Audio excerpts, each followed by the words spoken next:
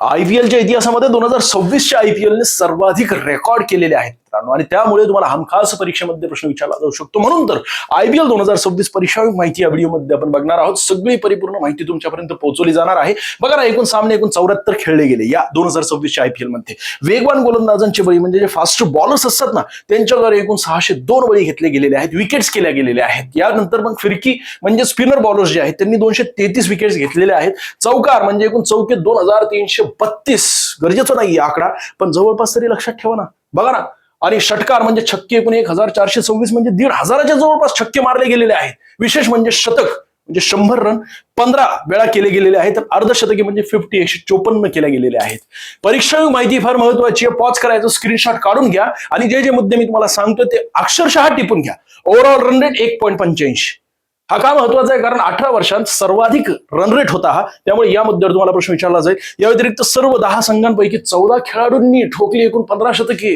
लोकेश राहुलने 152 नाबाद राहून आयपीएलच्या इतिहासात सर्वोच्च धावसंख्येचा रेकॉर्ड केलेला या मुद्द्यावर तुम्हाला प्रश्न विचारला जाईल. आणि सर्वात वेगवान शतक ज्या व्यक्तींनी मारलेले आहेत ते आजच्या व्हिडिओमध्ये सर्वात महत्वाचे आहेत. त्याचं कारण असं आहे की या 2026च्या आयपीएल मध्ये 5 पुरस्कार तब्बल त्यांना मिळालेले आहेत.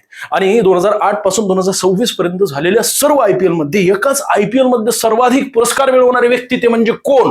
तर वैभव सूर्यवंशी ठरले आहेत. तब्बल 5 पुरस्कार 2026च्या आयपीएल मध्ये त्यांना मिळालेले आहेत.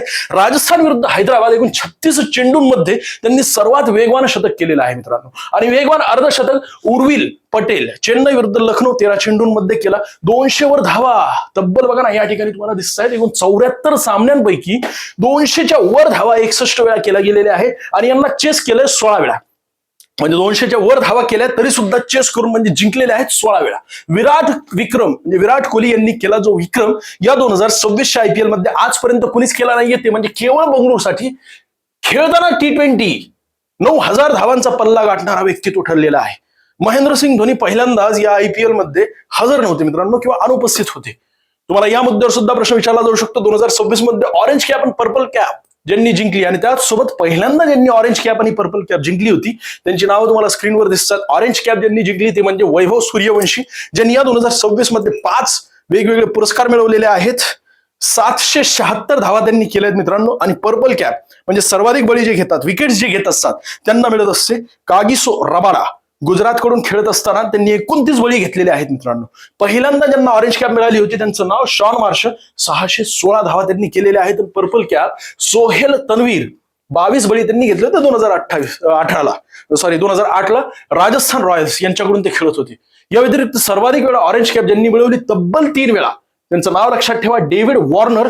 3 वेळा म्हणजे 2015, 2017 आणि 2019 अशा वेळा त्यांनी 3 वेळा हे ऑरेंज कॅप मिळवलेली आहे. म्हणजे सर्वाधिक धावा त्यांनी आयपीएल मध्ये केल्या होत्या. आणि सर्वाधिक वेळा पर्पल कॅप म्हणजे तब्बल 2 वेळा पर्पल कॅप मिळवणारे असे एकूण 4 खेळाडू आहेत. त्यापैकी आपले भारतीय खेळाडू लक्षात ठेवा, भुवनेश्वर कुमार यांना 2016 मध्ये आणि 2017 मध्ये पर्पल कॅप मिळाली होती. आणि हर्षद पटेल यांना 2021 आणि 2024 मध्ये पर्पल कॅप मिळाली होती.